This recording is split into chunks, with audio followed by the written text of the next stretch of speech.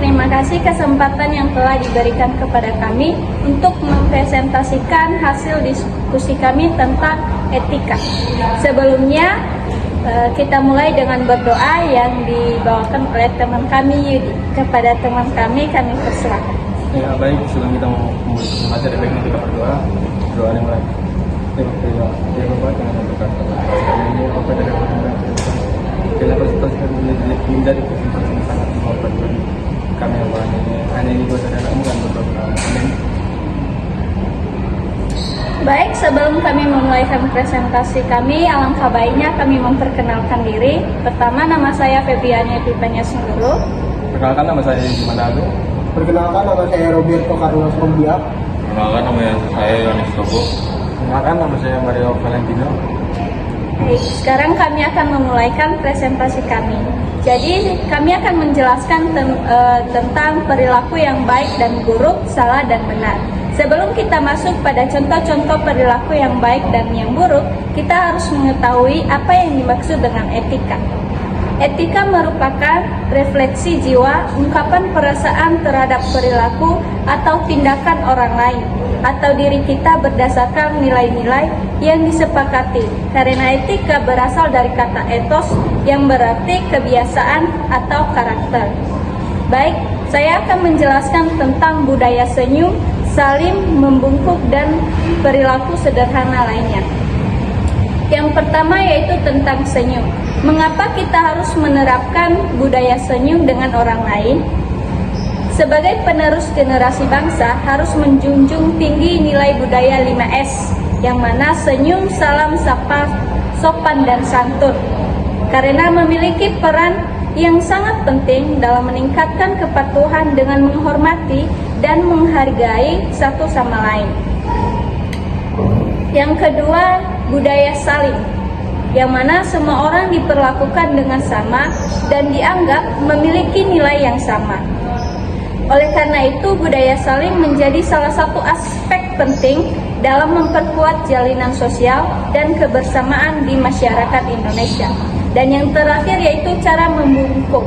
Ini digunakan biasanya untuk menunjukkan rasa hormat kepada atasan atau kepada orang yang umurnya lebih tua dari kita. Jadi selain itu juga digunakan pada upacara resmi, permintaan maaf, serta ungkapan formal untuk pernyataan terima kasih dan rasa simpati. Baik, sekarang dilanjutkan oleh teman saya Hans. Baik, di sini saya akan menjelaskan tentang bagaimana etika berkendara di jalan, berupa etika baik dan buruk. Menurut saya, sebagai pengendara kita harus saling menghormati antara satu sama lain. Juga patuhi rambu-rambu lalu lintas dan jangan memotong jalan orang lain secara tiba-tiba. Juga yang terpenting dalam berkendara adalah mengontrol emosi.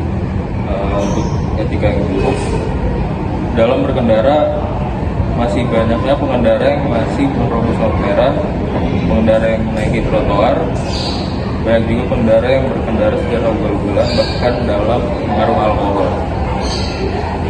Baik, sekarang dilanjutkan oleh Mario.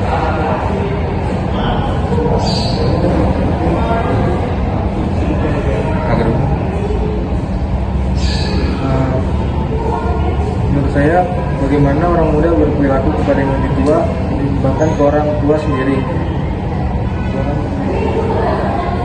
Perilaku hormat dan taat kepada orang tua bisa dilakukan dengan banyak hal seperti membantu meringankan pekerjaan orang tua dengan mencuci piring, belajar dengan rajin agar menjadi anak yang berprestasi, membantu membersihkan rumah, menjaga etika, sopan santun, baik ucapan dan perbuatan. Nah, salah satu wujud penghormatan kita kepada orang tua yang kedua yaitu adalah dengan selalu berkata lemah lembut dan sopan. Meskipun terkadang orang tua juga melakukan kesalahan, kita harus tetap menjaga sopan santun, jangan sampai berkata atau bertindak kasar yang menyakiti hati mereka. Sekarang dilanjutkan oleh teman kami Roberto.